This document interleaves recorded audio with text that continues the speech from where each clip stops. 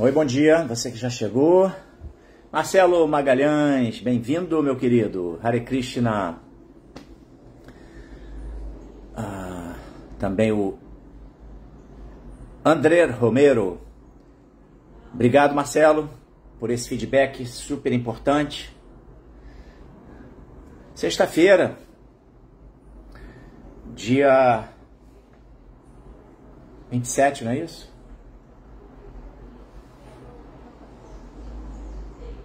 Em 7 de março, aliás, 28, hoje é 28 de março de 2025. E eu tô aqui para fazer essa live. Marcos Maria Branquinha, Hare Krishna, bom dia também. Minhas reverências e todas as glórias a Srila Prabhupada. Obrigado aí por sua participação, Marcos. E eu estou aqui então para fazer essa transmissão e a leitura do Srimad Bhagavatam, terceiro canto, capítulo 20, intitulado Conversa entre Maitreya e Vidura. Os versos serão do 9 ao 12.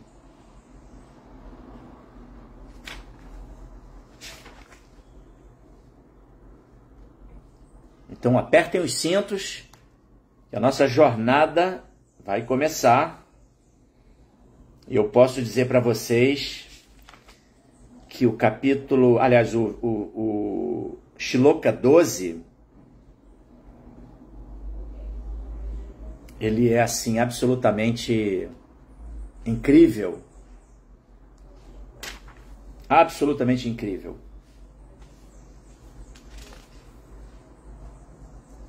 Então vamos lá.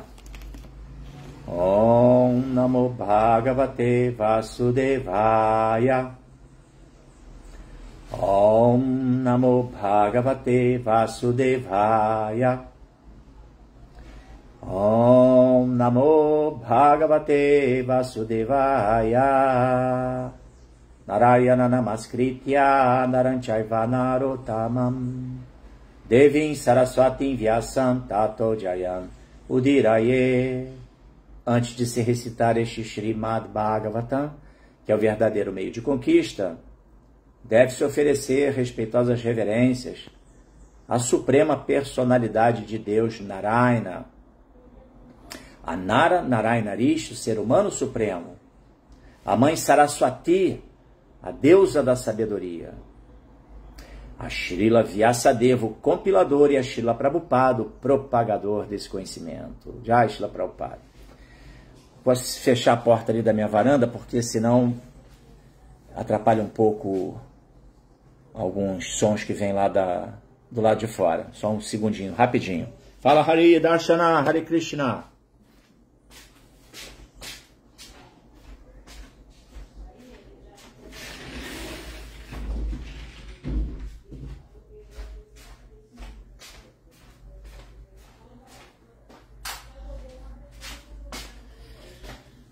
Então vamos lá, primeiro verso, verso 9. Sundarangi, Hare Krishna, seja bem-vinda.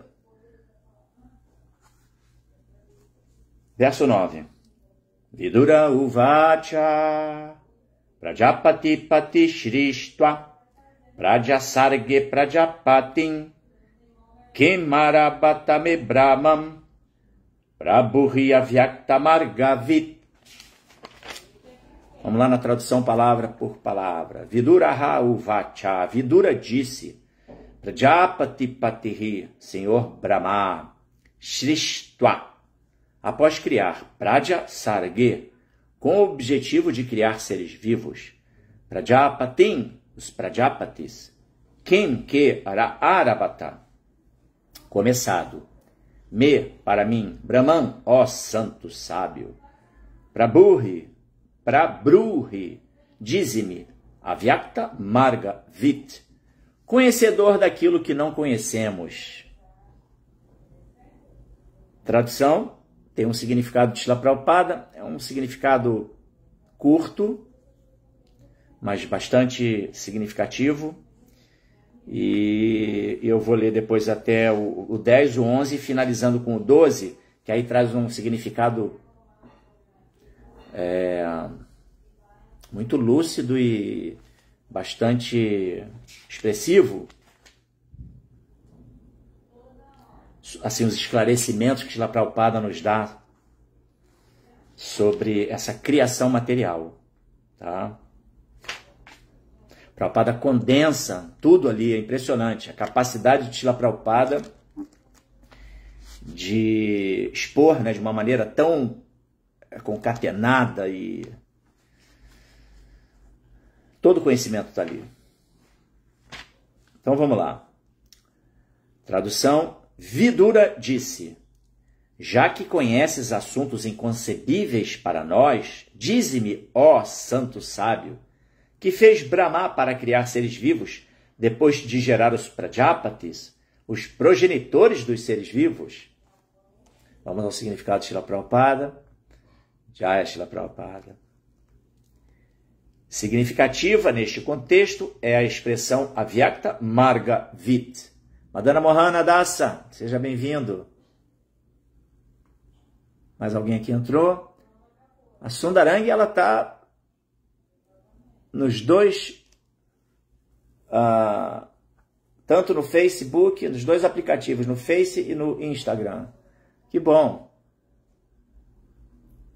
Então, recomeçando, significativa neste contexto é a expressão Avyakta Marga Vit, aspas, aquele que conhece aquilo que está além de nossa percepção, fecha aspas.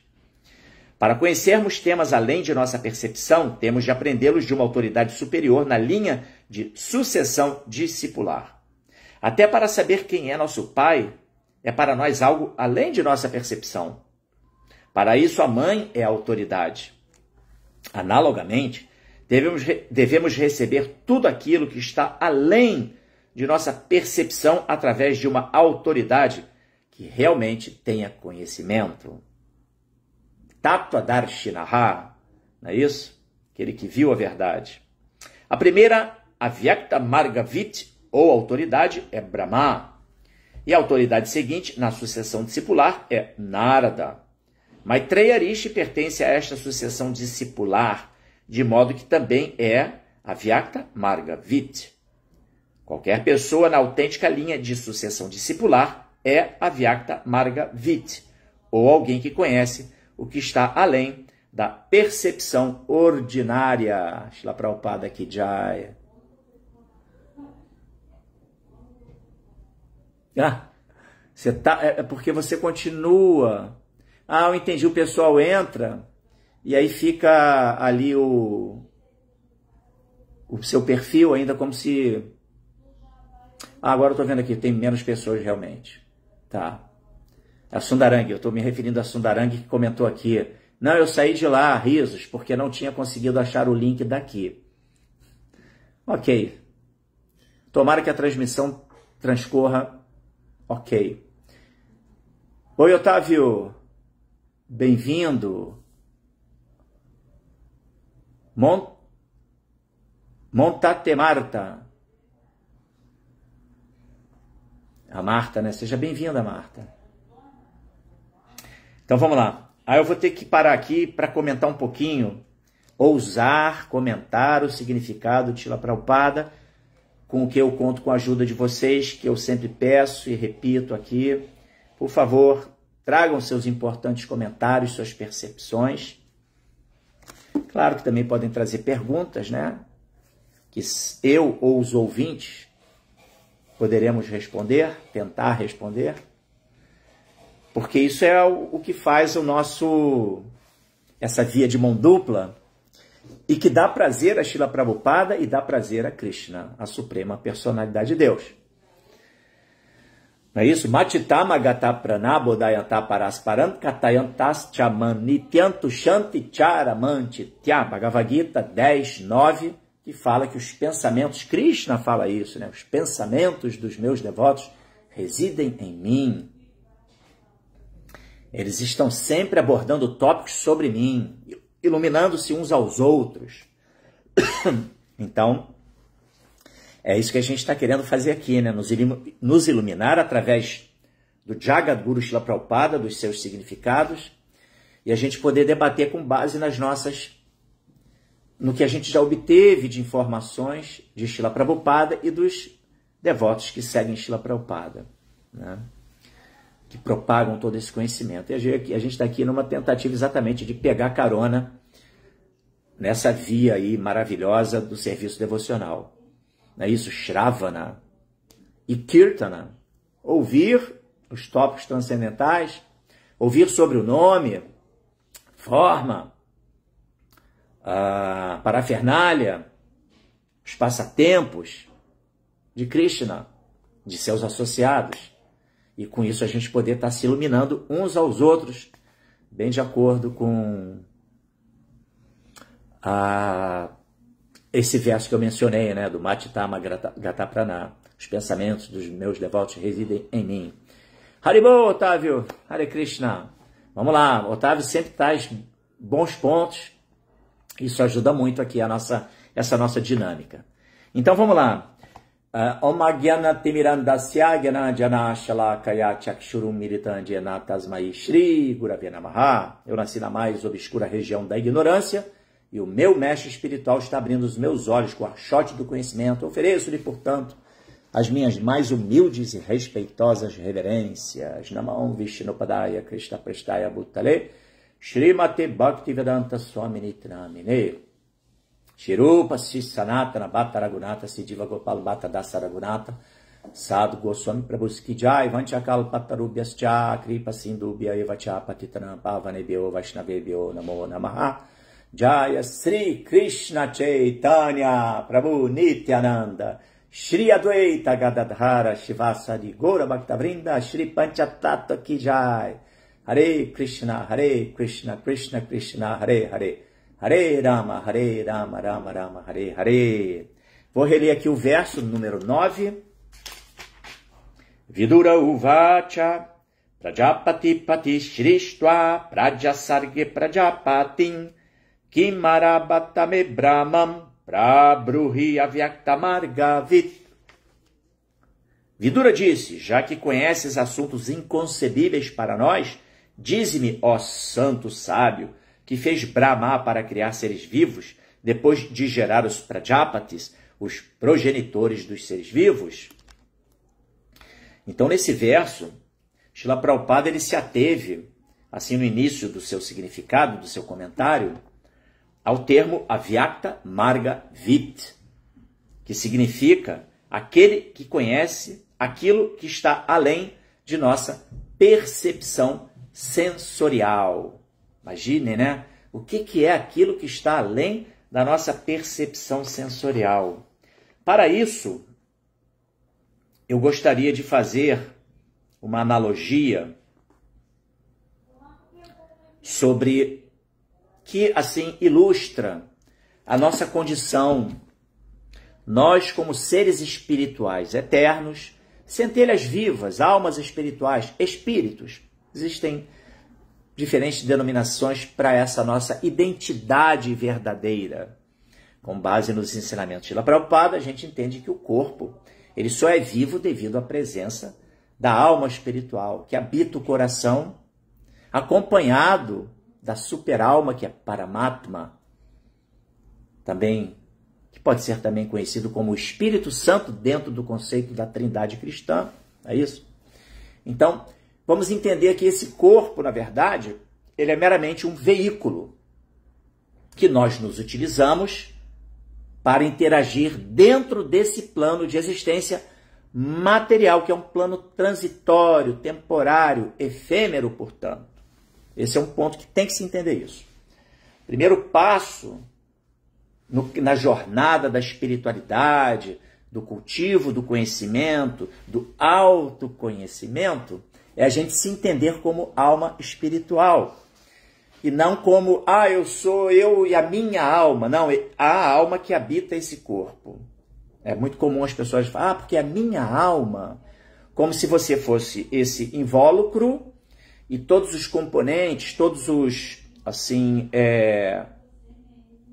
atributos que você manifesta de acordo com essa personalidade que está aqui, que é um personagem temporário, que cada um de nós vivencia dentro dos limites de guna e karma, tá? Então, os Vedas explicam de uma forma muito didática que não. Somos almas espirituais que estamos habitando um corpo temporário e não um corpo que dispõe de uma alma, entendeu? Então, esse é o primeiro passo na compreensão da espiritualidade. Eu não sou este corpo material, eu sou uma alma espiritual, parte integrante de Krishna, parte fragmentária integrante de Krishna. Mamai Vansho Divaloke Divabhuta Sanatanaha. Esse é um verso também do Bhagavad Gita que Krishna fala exatamente sobre essa caracterização de nós como... Krishna fala, Mamai Vansho, minhas partes integrantes, né? Divaloke, almas espirituais eternas. Brahma Bhuta Sanatanaha, almas, exatamente aí que é o Brahma Bhuta Sanatanaha. Sanatanaha significa exatamente eterno. Então, dito isto, vamos entender que esse corpo, aí sim eu vou adentrar na tal da analogia que eu queria, que eu me referi. Vamos entender que porque somos almas espirituais eternas, nós somos dotados de potencialidades muito além daquelas que podem se manifestar através desse corpo. Esse corpo nos limita a nossa capacidade de compreensão de muitas coisas. Essas coisas que no Shloka estão identificadas, adjetivadas como inconcebíveis, não é isso? Vidura está dizendo, né? Já que conheces assuntos inconcebíveis para nós. E o Avyakta Margaviti é exatamente aquele que conhece aquilo que está além de nossa percepção. Ou seja, existem muito mais coisas além daquilo que a gente enxerga com esses olhos, que a gente toca com o nosso tato, que a gente consegue ouvir com a nossa audição, que a gente consegue perceber através dos aromas que estão aí nesse mundo, tá? Dos sabores e também das elucubrações mentais. Existe muito mais coisa. Mas esse corpo não nos dá a capacidade para entender muitas dessas coisas. Então eu trago aqui a analogia do escafandro.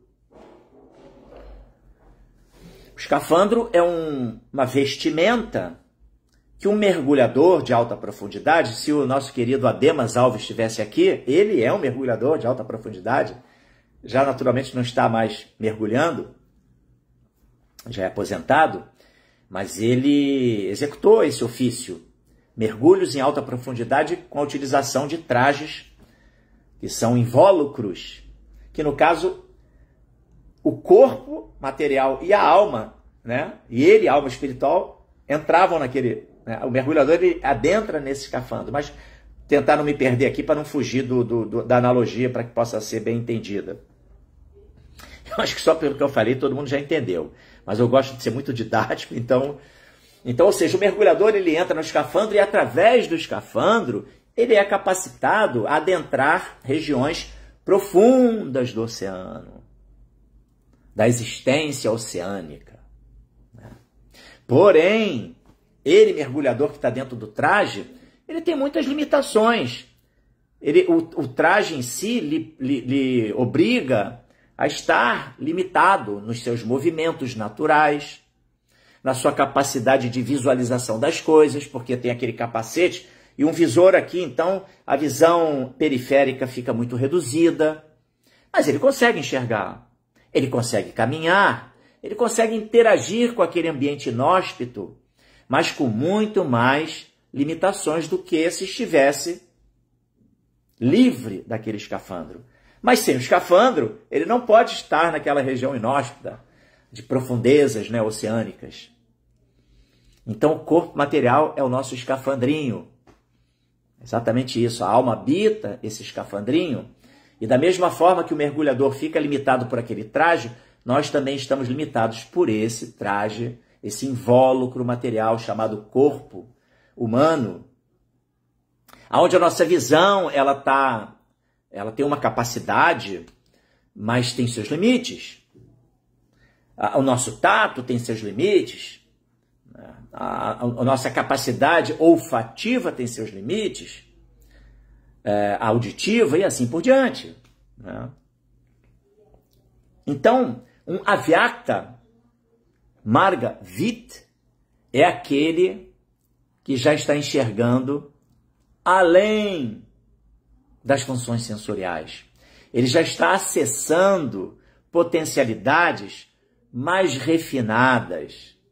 Ele já dispõe de intuição muito aguçada, ele dispõe de percepções, ele até interage com o mundo espiritual, tá? Ele transita entre os planos. Mas isso, claro, é um estágio que deveras avançado de consciência, né? Chit.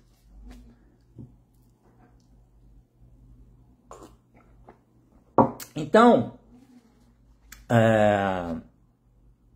por isso, uma vez que nós temos todas essas limitações que o corpo nos impõe, é muito difícil que a gente consiga ter sensibilidade para ir além dos limites dos sentidos. Aí, para isso, a gente precisa de uma orientação. E aí, Srila Prabhupada fala, Fernando Araújo, bom dia, Hare Krishna. Dominus, Soul Dharma também entrou aqui. Então, o Prabhupada ele fala, devemos receber tudo aquilo que está além de nossa percepção através de uma autoridade que realmente tenha conhecimento. Um Avyakta Marga Vit.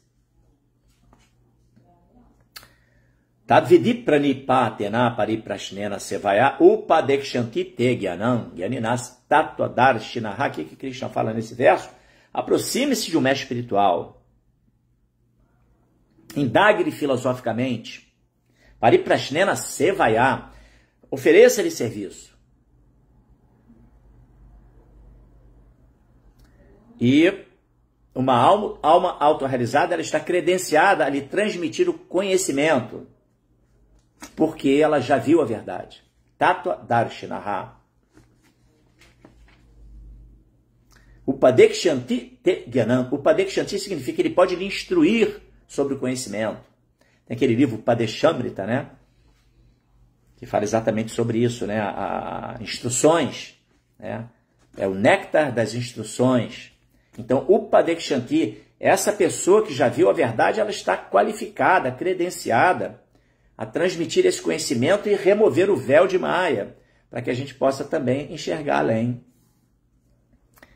das funções sensoriais, né? Mas por que ele pode? Porque ele já viu, né? Tattva Upadekshanti te Gyaninas Tattva Darshinaha. Ele pode transmitir o conhecimento Gyana, porque ele, Tattva Darshinaha, ele já é um vidente da verdade.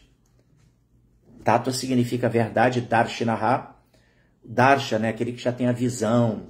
É comum a gente falar, vou pegar o Darshana das deidades, quer dizer, você vai ver as deidades, vai contemplar as deidades com a sua visão. Isso é um Darshana.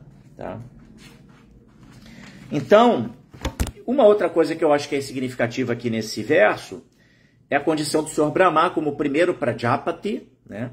Mas que gera outros Prajapatis secundários para poder habitar todo o universo, né? Então, a primeira Avyakta Marga Vit, ou autoridade, é Brahma. Prabhupada fala aqui no seu significado. E a autoridade seguinte na sucessão discipular é Narada, Narada Muni. Tá? Mas enfim, então eu acho que Podemos seguir agora no verso 10. Tá?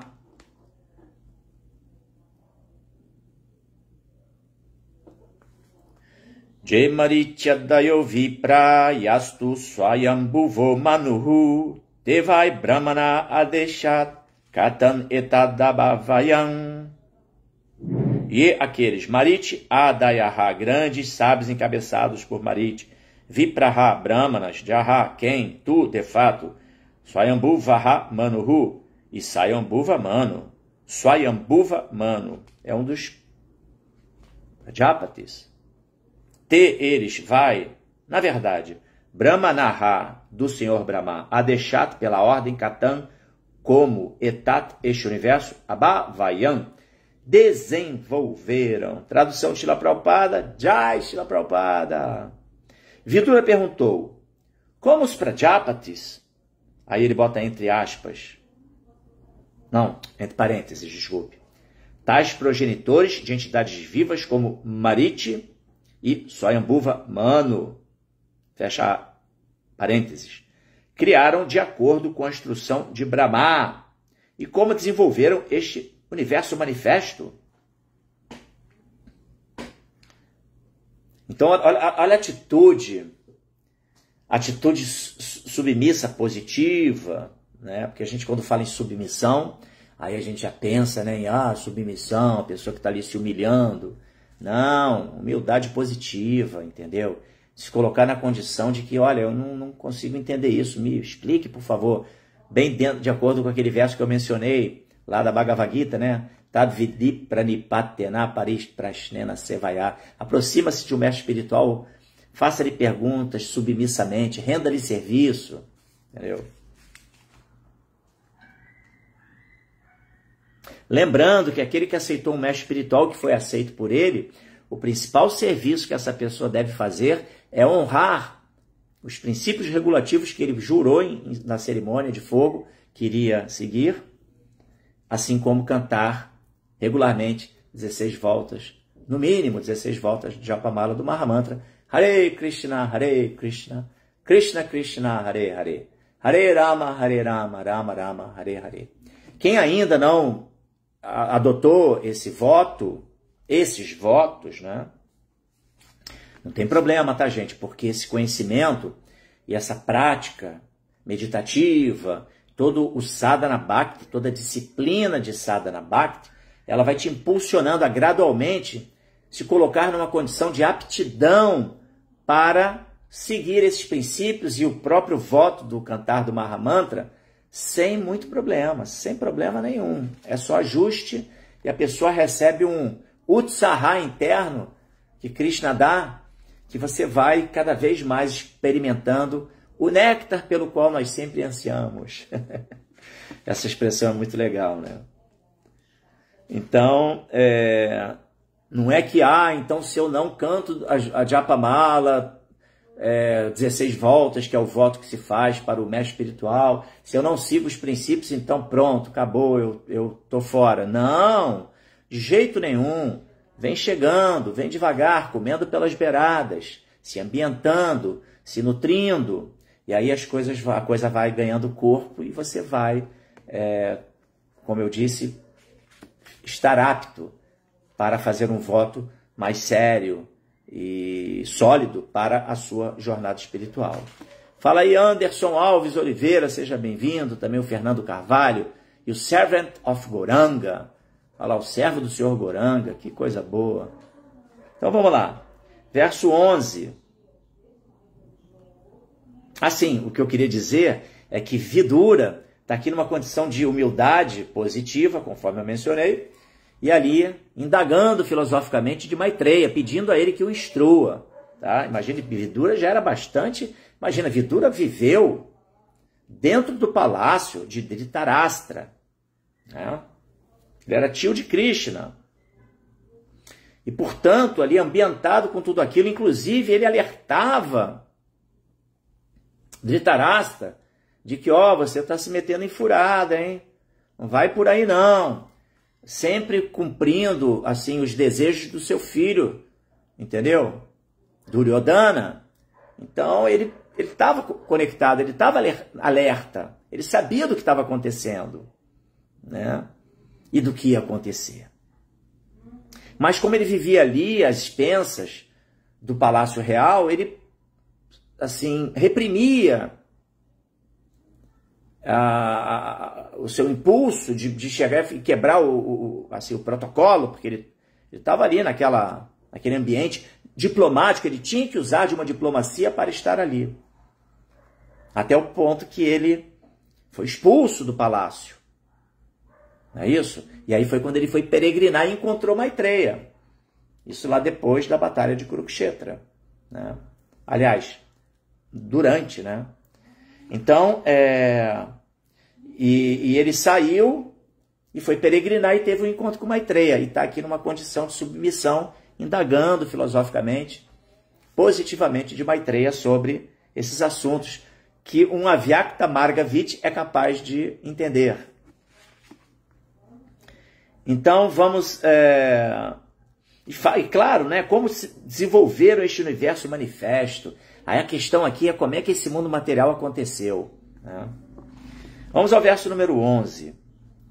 Alguém comentou alguma coisa aqui? Ainda não, né? Tá todo mundo quietinho, todo mundo só de ouvido. Mas podem comentar, tá bom? Verso 11. Sadvityakin ashrijam swatantra utakarmasu ahosvit samhata sarva idam smasamakalpayam sadvityaha. Com suas esposas, Kim, deixa eu ver que horas são, 8h30 ainda, né? 8h36. Kim se ashrijam, criaram swatantraha, permanecendo independentes. Uta ou karmasu, em suas ações. Ahosvit, ou então, samhataha, conjuntamente. Sarve, todos os Prajapatis, idam, esta, sma, samakalpayam, produziram. Tradução, Srila Prabhupada, Jai Srila Prabhupada. O próximo é o verso 12, esse é o que eu li agora, foi o 11, não tem significado, e o 12 vem com significado assim, nossa, que significado. Então, tradução, desenvolveram eles a criação em conjunção com suas respectivas esposas, permaneceram independentes em suas ações ou produziram-na todos juntos? Interessante nessa pergunta, né? Se ali aquela turma toda, né? Os Prajapatis, né? Depois Mariti, Swayambhuva Manu, tá? Tudo através do Senhor Brahma, que Prabhupada denominou como o primeiro Avyakta Margavit, conhecedor da verdade, né? Ou aquele que conhece aquilo que está além de nossa percepção. Então, como é que foi isso? Eles agiram em conjunto, né? Harmoniosamente.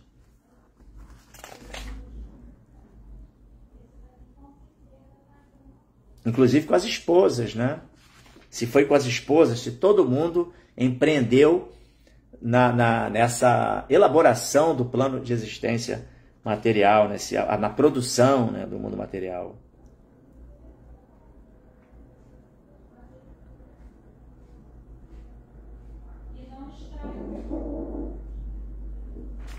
Vamos lá. Verso 12, finalmente. Maitreya Uvacha. Aí agora vem a resposta de Maitreya. Essa que é a parada aqui muito boa. Daivena durvitarkena parenanimishena jatakshobat bhagavato maham asid gunatrayat. Maitreya Uvacha.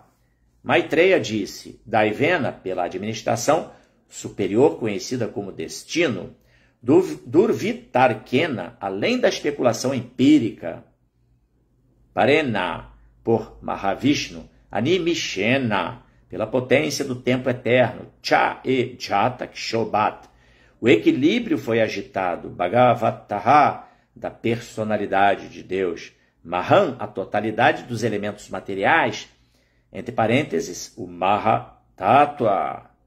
Asit, foram produzidos Guna Trayat, dos 3 modos da natureza. Vamos então agora à leitura da tradução. e depois o significado dados por sua divina graça. Bhaktivedanta Swami Srila Prabhupada Ki Jai. Prabhupada que está aqui na minha camiseta, aqui, ó, na minha camisa. Essa foto muito, assim, icônica de Prabhupada, assim, no seu semblante de muita humildade. Né? Prabhupada que é um Avyakta Margavit, que está abrindo os olhos aí de muitos de nós, né? Aí o Otávio já comentou aqui, obrigado, Otávio. Resposta de Maitreya é o divisor de águas, é a que nos instrui em separar o trigo do joio. Obrigado. Aí olha só, então, vamos lá a essa resposta. Maitreya disse: quando o equilíbrio da combinação dos três modos da natureza foi agitado pela atividade invisível da entidade viva, por Mahavishnu e pela força do tempo, a totalidade dos elementos materiais foi produzida. Tem uma questão aqui bem pela atividade invisível da entidade viva. Olha que interessante. Vou repetir, tá, gente? É muito bom. Maitreya disse: quando o equilíbrio da combinação dos três modos da natureza foi agitado pela atividade invisível da entidade viva, por Mahavishnu e pela força do tempo, a totalidade dos elementos materiais foi produzida. Agora, segura aí para ouvir esse significado de Prabhupada, tá? Apertem os cintos que o foguete vai voar. Prabhupada aqui se descreve com muita lucidez a causa da criação material. A primeira causa é Daiva, ou seja, ou o destino da alma condicionada. A criação material existe para a alma condicionada que quis tornar-se um falso senhor, visando ao gozo dos sentidos, desfrute sensorial. Não se pode registrar a história de quando a alma condicionada desejou pela primeira vez assenhorear-se da natureza material, mas na literatura védica sempre encontramos que a criação material destina-se ao gozo dos sentidos da alma condicionada. Um belo verso diz que a essência do gozo dos sentidos da alma condicionada é que, tão logo se esqueça de seu dever primordial, prestar serviço ao Senhor, ela cria uma atmosfera de gozo dos sentidos que se chama Maya. Esta é a causa da criação material. Entenderam? Esse mundo não é criado pelo desejo de Krishna, a suprema personalidade de Deus. Ele é criado pelo desejo de nós, almas condicionadas. Fala aí, Braulio HDB, seja muito bem-vindo. Minhas reverências. Continuando. Outra expressão usada aqui é Durvitarkena. Ninguém pode argumentar sobre quando e como a alma condicionada tornou-se desejosa de gozo dos sentidos, mas a causa existe. A natureza material é uma... Isso aqui significa que existe o nosso arbítrio, o nosso desejo, e o desejo move montanhas, né? Então, portanto, temos responsabilidade, tá? A natureza material é uma atmosfera destinada somente ao gozo dos sentidos da alma condicionada e é criada pela personalidade de Deus. Menciona-se neste verso que no começo da criação, a natureza material, ou Prakriti, é agitada pela personalidade de Deus, Vishnu. As escrituras mencionam 3 Vishnus, que são os Purusha Avataras, Mahavishnu, Garbhodakashai Vishnu e Kshirodakashai Vishnu. Mahavishnu também conhecido como Karano Dakashai Vishnu. O primeiro canto do Srimad Bhagavatam discute todos esses 3 Vishnus. E aqui também se confirma que Vishnu é a causa da criação. Ou seja, Krishna não toca essa criação material, né? Krishna, ele se utiliza da sua manifestação como Mahavishnu. É o aspecto trabalhador de Deus. Trabalhador que eu quero dizer dentro do plano de existência material. É Deus no escritório para criar esse mundo. Porque Krishna mesmo, ele está lá em Goloka Vrindavana, se associando, trocando, né? Assim, em relacionamentos amorosos com os Nityasiddhas, as almas eternamente liberadas, que estão lá, enfim. Tudo bem aqui no Instagram? Entrou uma chamada aqui no meu telefone, eu tive que cancelar rapidamente. Espero que o Instagram esteja ok. Se alguém daí puder me dar um ok, eu agradeço. Braulio, se ainda estiver conectado, quem estiver conectado, só botar aí um ok para dizer que está tudo bem. Vamos lá. Então, voltando. Que aqui também se confirma. Opa, peraí, eu pulei. Ah, não, tá certo.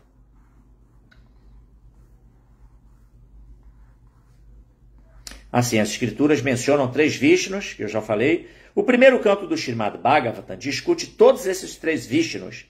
E aqui também se confirma que Vishnu é a causa da criação. Do Bhagavad Gita também aprendemos, ou seja, não é uma explosão do nada. Entendeu? Não é que teve uma explosão dos elementos químicos e aí a vida surgiu do nada. É um milagre, claro que é um milagre, né? Também a vida material, porque também, embora seja uma energia inferior de Krishna, mas também é divina. Daivi Riesha Guna Mai, Krishna fala isso lá no segundo canto, no segundo capítulo da Bhagavad Gita, que essa minha energia divina, que é o mundo material, né, Prakriti, Daivi Prakriti, ela é minha, Mama Maya, é minha energia. Durateya é muito difícil de ser superada, transposta, entendeu? Por isso precisamos do Avyakta Margavit, para abrir os nossos olhos, né?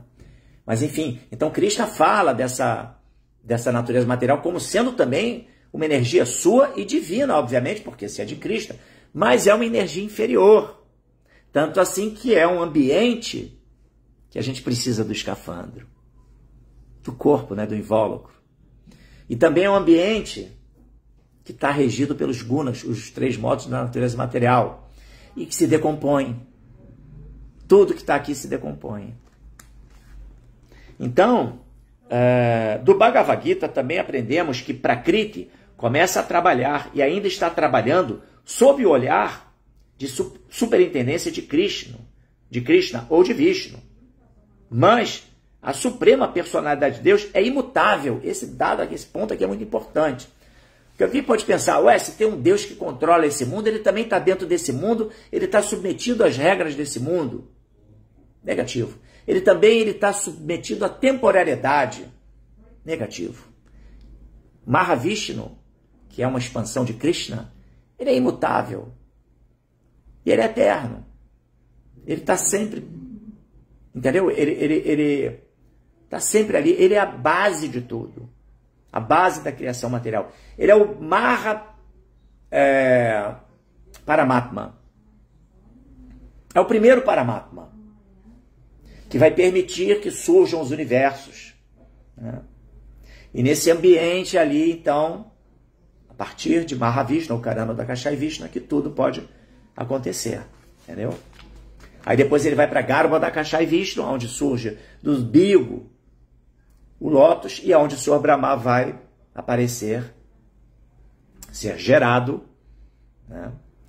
E a partir daí o Senhor Brahma é empoderado e vai criar o mundo material. Vai fazer a interação dos elementos para a criação do mundo material. Não é isso? Então vamos lá, não se deve pensar erroneamente que porque a criação emana da suprema personalidade de Deus, por isso ele se transformou nesta manifestação cósmica material. Ele existe sempre sob sua forma pessoal. Porque aí entra no conceito de que da unidade de tudo, né? O conceito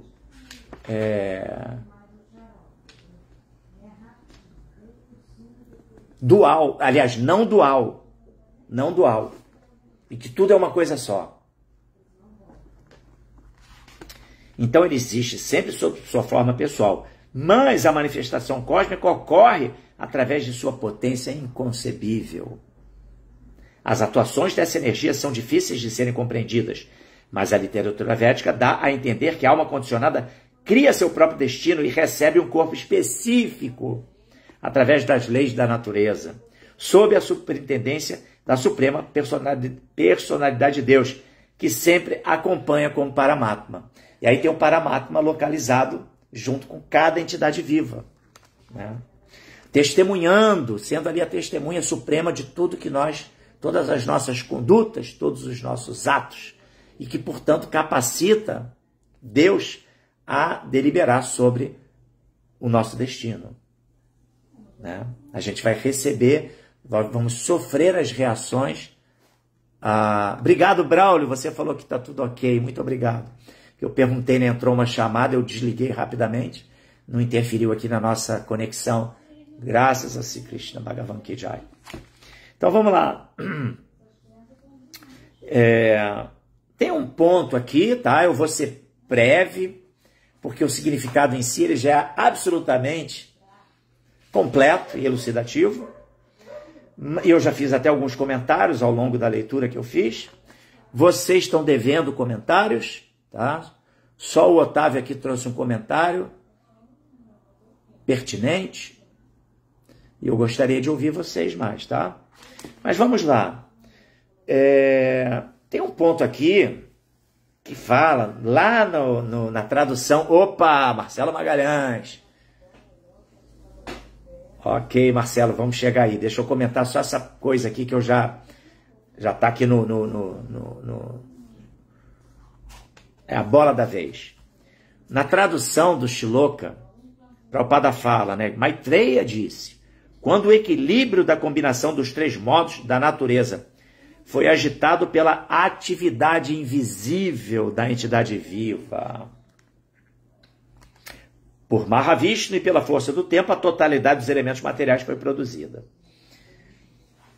Aí eu me arrisco a dizer que essa atividade invisível da entidade viva é o que ela traz de guna e karma, aonde ela já vem com a sua mochilinha pronta, aonde depois ela vai ser alocada nesse ambiente inóspito do mundo material, vai receber o seu escafandro próprio, seja humano, seja de outro escafandro de qualidade inferior à humana, como dos animais, vegetais e tudo mais, né? E vai, consequentemente, dar seguimento à sua jornada no samsara, no ciclo de nascimentos e mortes, entendeu? Que é a condição de nós, almas condicionadas, também denominadas como nityabadas, almas eternamente condicionadas, presas a esse ciclo de samsara, onde a gente não consegue se livrar sozinho dela, onde a gente precisa de uma mão amiga, uma ajuda, assim como quem cair numa areia movediça não sai sozinho dela. Quanto mais se movimenta e tenta lutar por aquela condição e sair daquela condição, mais a pessoa vai se embrenhando naquele lodo lamaçal, né? Areia movediça, né? Então, quem está fora da areia movediça pode te dar um apoio, te puxar, te tirando dali. Um Avyakta Marga Vit é capacitado para nos salvar da areia movediça, né? Ou de um redemoinho, por exemplo, também é uma analogia interessante, tá? Então tá tudo já ali, né? O nosso destino nesse mundo, a forma que a gente vai receber, ela já é pré-determinada, né? Nós estamos hoje moldando o nosso próximo escafandro, o nosso próximo corpo. E esse corpo, cada um de nós no corpo que se encontra, corpo, planeta, né? Universo, planeta, condição sociocultural, condição econômica, ambiente familiar, é tudo resultado da nossa última existência antes dessa. Na verdade, da combinação das existências, né? Mas aí a última existência é que vai predeterminar o escafandro que a gente vai receber. Beleza? Então, essa coisa da atividade invisível da entidade viva é porque já é guna e karma, né? O que ela já traz com ela, que não está ali visível.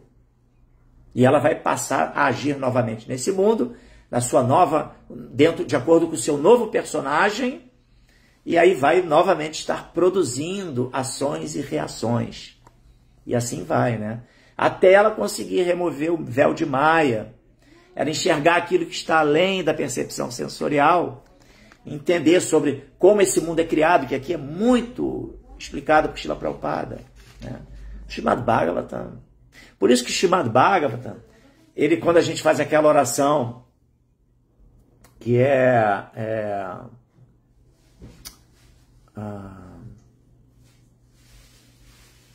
onde a gente pede as bênçãos, né, de Bhagavan, né, para poder, a deusa da sabedoria, a Srila Vyasadeva e a Srila Prabhupada, para a gente poder, né, abordar esse conhecimento, não é isso? Então, por isso que se fala que é o verdadeiro meio de conquista, o Bhagavatam, que é o verdadeiro meio de conquista, entendeu?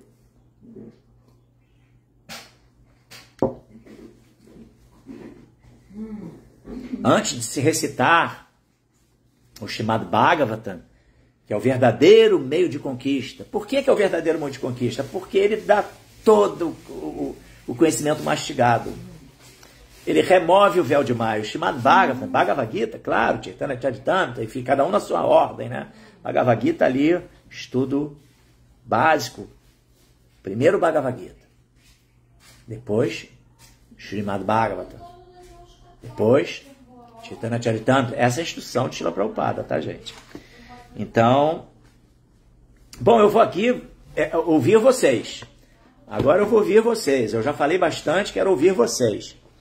Então, olha só, já chegou aqui uma chuva de comentários e isso é que dá alegria, porque isso daí movimenta, isso traz o Utsahá, isso traz a bem-aventurança transcendental, né? A participação de vocês é fundamental. Vou começar aqui, tá? Em ordem.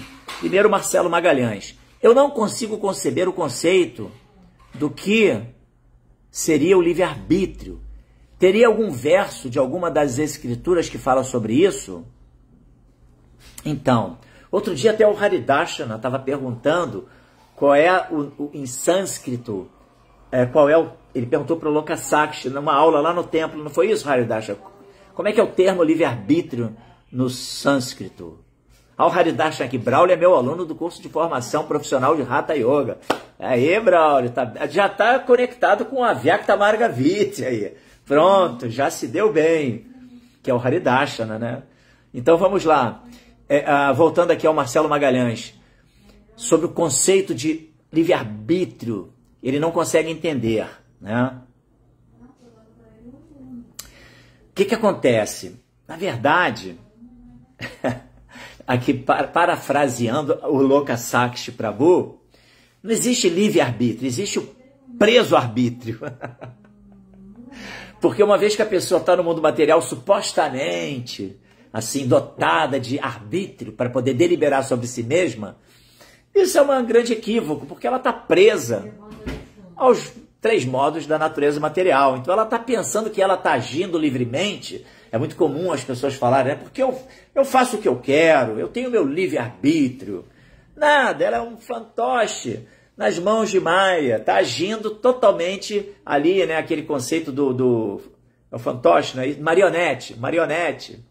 Tem aquela ilustração da Bhagavad Gita, dos gunas, né? As deidades que controlam os modos de ignorância, paixão e bondade, ali com aquele instrumento, né? E nós aqui agindo nesse mundo, cada um dentro de um escafandrozinho, um bonequinho agindo sob total controle de Maia. Então não existe livre-arbítrio, na verdade. Inclusive as grandes almas, elas oram a Krishna. Ó, Krishna, por favor, eu não quero livre-arbítrio, né? Se a gente pegar, por exemplo, o Sharanagati de Bhaktivinoda Thakura, ele fala para Krishna nas suas orações, né? Olha, Krishna, livre-arbítrio, eu não quero não, fica para você. Eu quero ser um cão na sua porta, na porta da sua casa, estar ali sempre pronto para te servir amorosamente. Então, Marcelo, a realidade é essa, tá? Livre-arbítrio não existe, sabe? a gente está aqui nesse mundo pensando que está agindo, é uma arrogância nossa, uma prepotência nossa, agir que nós temos liberdade para fazer o que quisermos, que na verdade nós estamos sendo servo dos nossos sentidos. É exatamente a condição do godassa, servo dos sentidos. Tá? Esse termo go significa vaca, pode também significar sentidos materiais, funções sensoriais. E a gente está agindo ali meramente para desfrutar sensorialmente dos objetos, dos sentidos, completamente servos da nossa mente materialmente condicionada. Olha que doideira, entendeu? E crente que está livre, que está agindo assim, deliberando sobre si mesmo de boa. Não, é um fantoche, é um godassa, um servo da mente, entendeu? Né? Essa que é a situação, tá bom? Então, Marcelo Magalhães é o cativo-arbítrio. Exatamente. Ah, meu Deus. Aqui o Haridashana está falando que... Opa, escapou. Olha, pessoal aqui do Instagram, segura aí, por favor, tá? Eu estou seguindo a ordem cronológica, para ser justo. Então aqui... Em Vaikunta, isso é Haridashana, em Vaikunta o Senhor Vishnu dá misericórdia só às almas liberadas. Mas o Swayam Bhagavan, Govinda, quando vem ao mundo material... exibir seus passatempos na condição de Madhurya, que é o... Ele revela até a relação de Madhurya Rasa, que é a mais elevada, né? É a relação conjugal de uma alma com Krishna, que são as gopis, né? Que se relacionam com Krishna nesse humor de namoro, né? Totalmente transcendental, né, gente? Completamente, assim, puro. E aí ele está falando aqui de Madhurya, expande sua misericórdia para as almas condicionadas. É o caso dessa Kali Yuga que a gente se encontra quando Chaitanya Mahaprabhu, que é a manifestação de Radha e Krishna combinada, ele vem na condição de um devoto e ele distribui gratuitamente, indiscriminadamente, Madhurya Rasa, né? Ele revela o plano mais elevado do mundo espiritual, que é Goloka Vrindavana. Por isso que a gente fala, né? Golokera Premadana Harinama Sankirtana. O cantar congregacional dos santos nomes de Krishna, ele nos dá Golokera Premadana. Dana significa caridade, prema, mais pura, mais elevada, que é de Goloka Vrindavana. Ela vem até nós através do Harinama Sankirtana, né? A misericórdia, essa dádiva do serviço devocional, nessa plataforma tão elevada nos é concedida por Chaitanya Mahaprabhu e pelo Srila Prabhupada, nosso Jagadguru, entendeu? Olha que coisa mais fantástica, gente.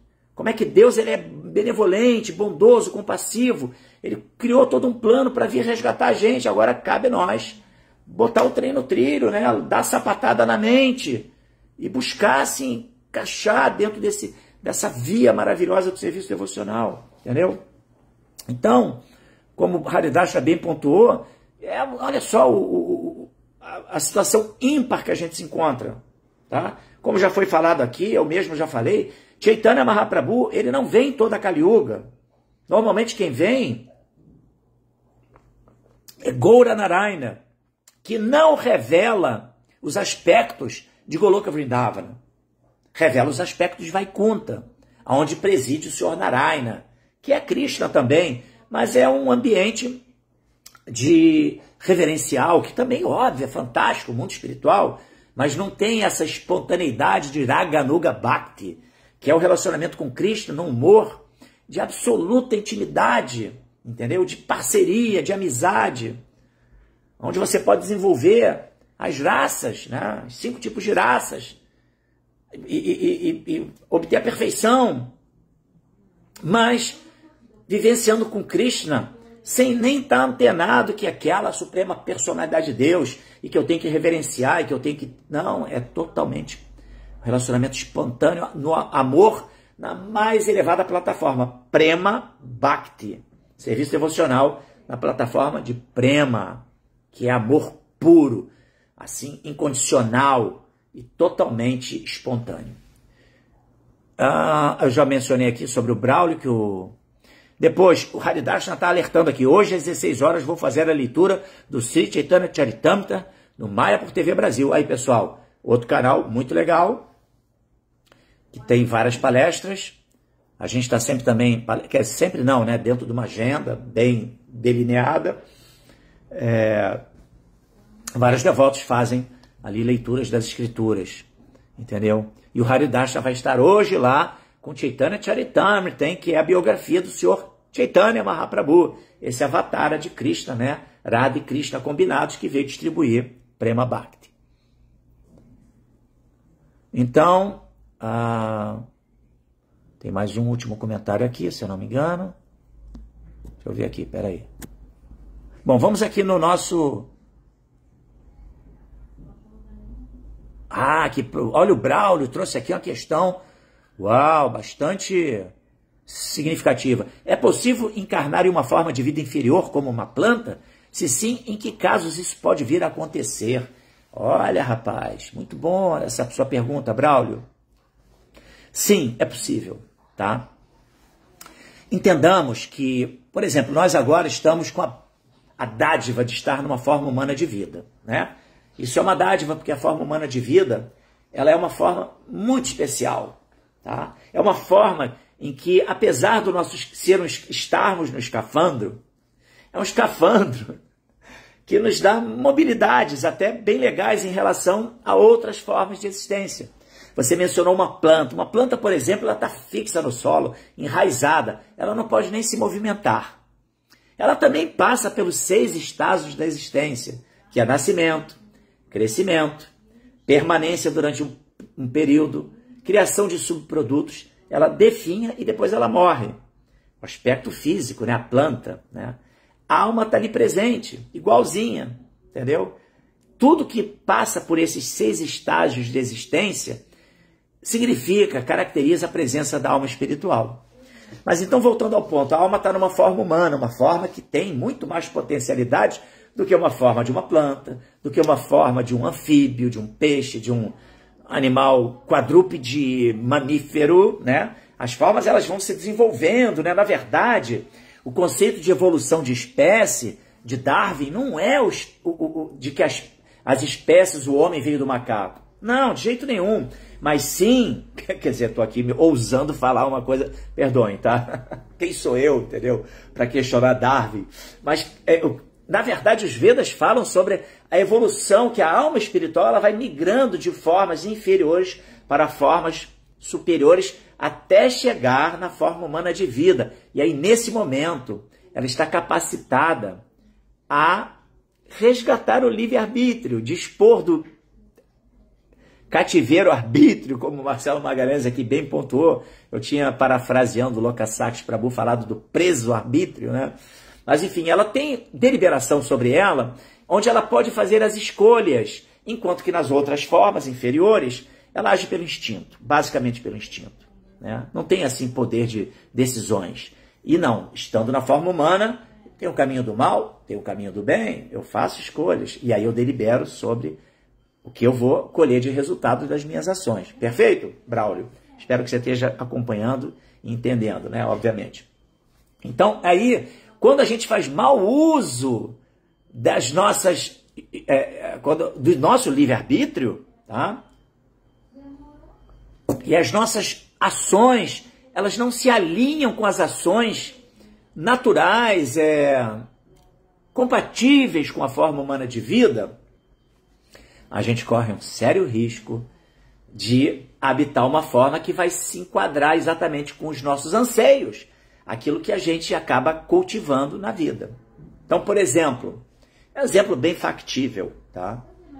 É muito comum, andando pelas ruas, a gente ver seres humanos, né, almas espirituais, habitando formas humanas, ou seja, o escafandro delas é uma forma humana.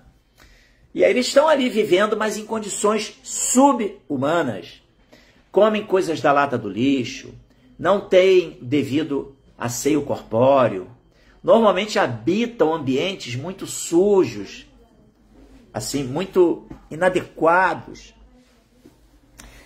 E, portanto, normalmente estão sempre acompanhados de cães. É muito comum um mendicante, esse mendicante mundano, né, que tipo desistiu do mundo material, que não empreende em nada e que quer viver ali totalmente é um distúrbio, né? Uma inaceitação da vida também, uma má compreensão da importância de poder gerir sua própria existência, né? Então, ou seja, quando ele faz esse mau uso, assim, eu estou falando dos cães, né? Tá? Eles sempre estão muito acompanhados de cães, é impressionante. Você vê um mendigo, normalmente ele tem um cachorro, entendeu? Então ele vive um ambiente já ali muito próximo de uma vida de um cão, que vai lá na lata do lixo, vira a lata, né? Não é assim? Então, ou seja, existe uma probabilidade grande. Óbvio que a lei do karma, Braulio, ela eu escutei isso também do Lokacsakshi, né? A lei do karma é como uma colcha de retalhos.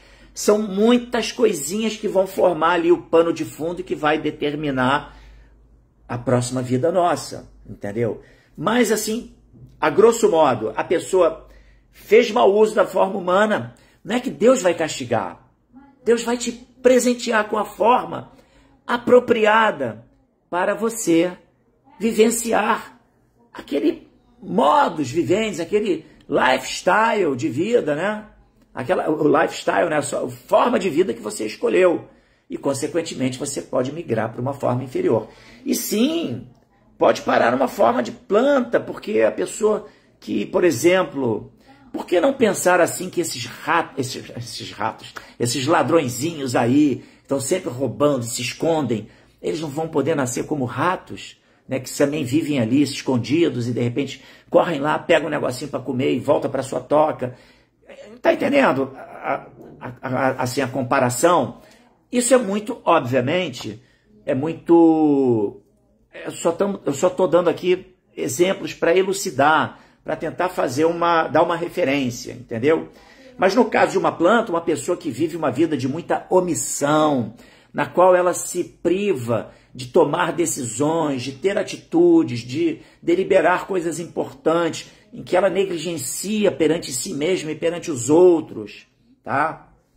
Coisas importantes, talvez ela possa nascer numa condição ali, entendeu? Onde ela não tem estímulos para poder transitar, tá entendendo? Ela pode parar numa forma de uma planta, tá?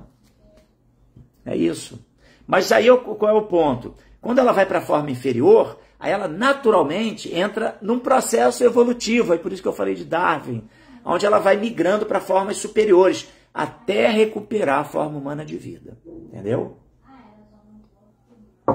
Quando ela vai poder ter o quê? Porque ela tem mais dispositivos, mais potencialidades, ela está qualificada a indagar sobre a existência e ter religião.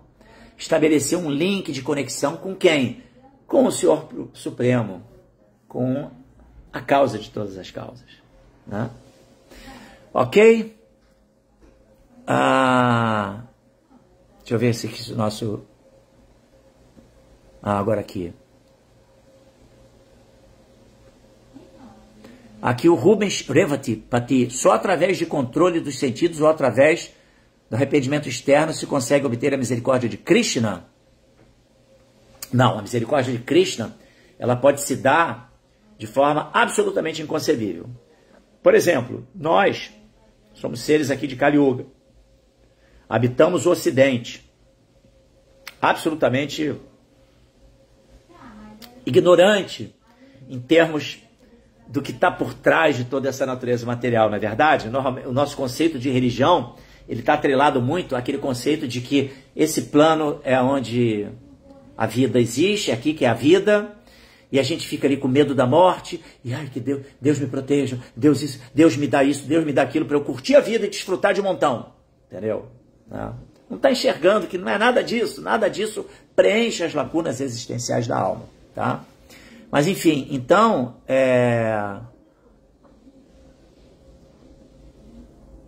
poxa, peraí que deixa eu voltar aqui. Então, não basta, nós não somos o que eu quero dizer, Revati Pati, é que nós não somos autossuficientes, tá? A gente é da Kali Yuga, a gente é do Ocidente, e aí o que aconteceu? Prabhupada veio. Misericórdia imotivada e sem causa de Prabhupada e de Krishna, né? Chaitanya Mahaprabhu nos deu Srila Prabhupada.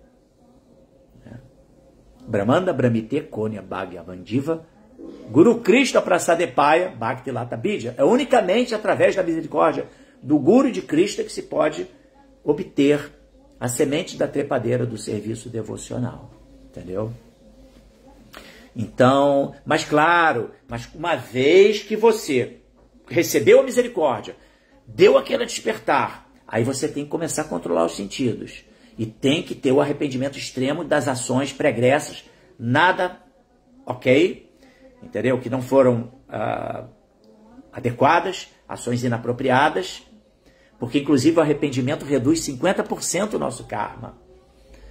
Todos os nossos atos inapropriados, eles têm uma redução no karma de 50% quando a gente tem isso aí que você falou, arrependimento extremo. Né? Esse é a situação, entendeu? Então, a gente precisa da misericórdia do Guru de Krishna para poder receber e aí sim controlar os sentidos, ter consciência do que fizemos, que temos que reparar nossos atos passados e, claro, sobretudo, mudar a direção e os atos a partir dali. Porque o arrependimento verdadeiro também, além de você se arrepender do que aconteceu, você se compromete a não incorrer nos mesmos erros. Aí sim, isso é um arrependimento extremo. Aqui o Haridarshan também fala, Swayantra, literalmente significa independente. Porque nós temos a nossa independência, né? A gente age baseado, quer dizer, relativa independência. Né? Aqui o Marcelo Magalhães fala, já dizia Nietzsche.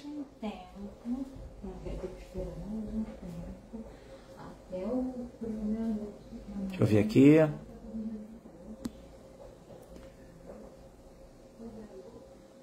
Sim. Marcos Branquinho fala aqui, mas na Bhagavad Gita, Krishna diz que a alma não age, mas sim os 3 modos da natureza material. Como é isso? Esse é um papo difícil de entender, né? Entenda o seguinte, a alma, ela é Satitananda. Todos nós somos Satitananda, tá?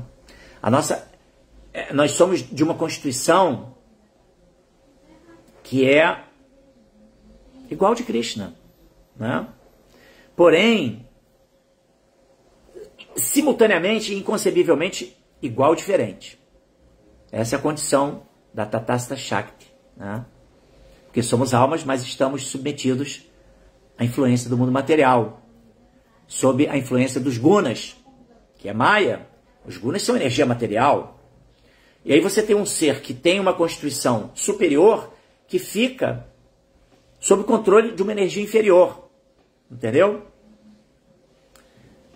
Então, ficamos ali agindo como fantoches. Os modos é que estão agindo. Mas nós, na nossa ignorância, a gente age pela influência dos modos. Mas quando as situações acontecem, a gente tem uma intuição interna que é dada por Paramatma, que a gente sabe quando faz coisa errada. A gente tem aquele arrependimento. Bom dia, dona Célia. O arrependimento é uma sensação que a gente pode nem se arrepender, ter um arrependimento extremo, que nem o Revatipati mencionou. Mas a gente tem uma sensação de que, poxa, isso não foi legal. A gente pode querer tapar o sol com a peneira e tudo. Mas a gente sabe que a gente incorreu num erro. Entendeu? E a gente aceita estar submetido ao controle dos gunas. Entendeu? Qual é o negócio? Né? Então, mas aí quando você... Opa, isso não foi legal.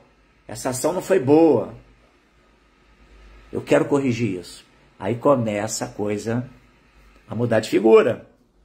A você poder suplantar, né, a influência de Daivi Prakriti. Eu mencionei aquele verso do capítulo 2 do Bhagavad Gita, Daivi Hiesha Gunamai Mama Maya Durataya, que esse plano de existência, Daivi Prakriti, Mama Maya, Krishna fala, ela é minha Maya.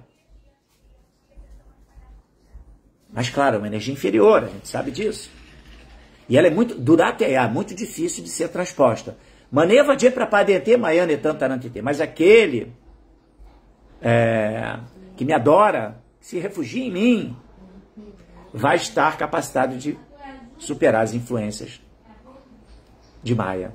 Então é assim, os modos estão agindo e a gente está deixando aquele, sabe aquela, deixa a vida me levar, a vida leva eu. E aí a pessoa não para, não reflete, não raciocina, não pensa, né? E aí, consequentemente, vai vivendo influenciado pelos modos. E os modos é que estão agindo, os modos estão nos impulsionando, nos empurrando, e a gente está deixando a coisa aí assim. Luiz Goulart mandou aqui um Hare Krishna. Aqui o Haridasha, vai que alguém que vive pousando para fotos o tempo todo, pode ser que na próxima vida venha como uma planta, ou melhor, uma árvore com curvas acentuadas. Boa percepção também, é verdade. Tipo isso, né? A gente não tem como assim, não é uma coisa cartesiana, gente. Né? Mas as coisas se moldam baseado no que a gente quer, no como a gente age, a nossa conduta, nossas escolhas, entendeu?